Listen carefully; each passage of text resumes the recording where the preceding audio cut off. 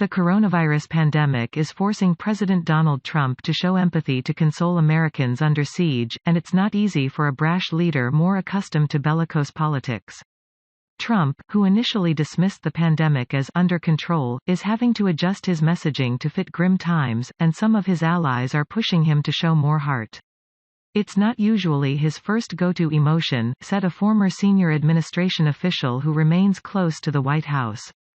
Two sources familiar with the internal dynamics of the White House said advisors twice intervened during the last week to nudge Trump to drop the strident language that is a hallmark of his presidency and instead seek to unite Americans.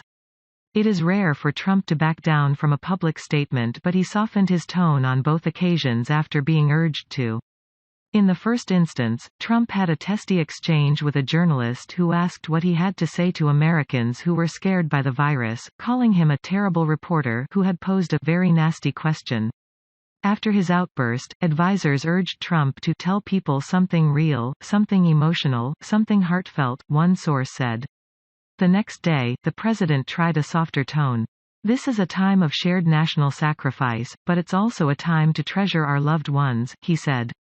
In the second case, Trump dropped, at least for now, his description of the disease as the Chinese virus at the urging of aides who argued he did not need to give the news media a fresh opportunity to attack him, the source said. In response, Trump sought to tamp down anti-Asian sentiment among some Americans, saying in a post on Twitter that it is very important that we totally protect our Asian American community.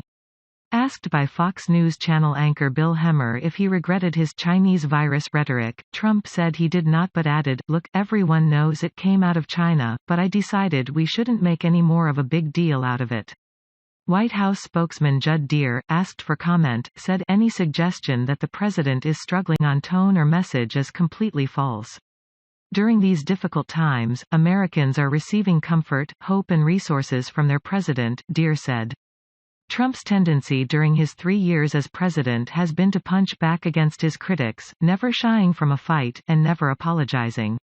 His early response to the coronavirus, playing down the seriousness of the risk, backfired as it spread across the United States, infecting more than 115,000 people, killing almost 2,000 and forcing much of the economy to be shut down.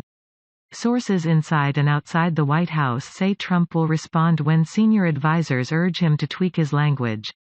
They say sometimes he will reach that conclusion on his own by watching the response on social media to his comments. The latest Reuters Ipsos poll showed 49% of Americans approved of Trump's handling of the crisis, compared with 46% who did not. Still, the spread of the virus and resulting economic devastation may jeopardize his re-election bid.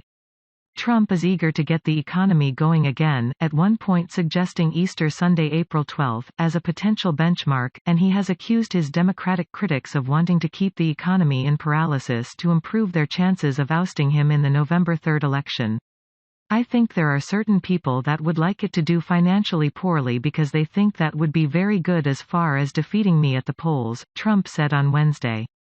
Some longtime allies, viewing Trump's daily news conferences, see the New York property developer they know well, one who built a fortune by battling back from bankruptcy and who hawked products as the best ever beef steaks, his own wine label, his golf resorts and hotels, and on and on.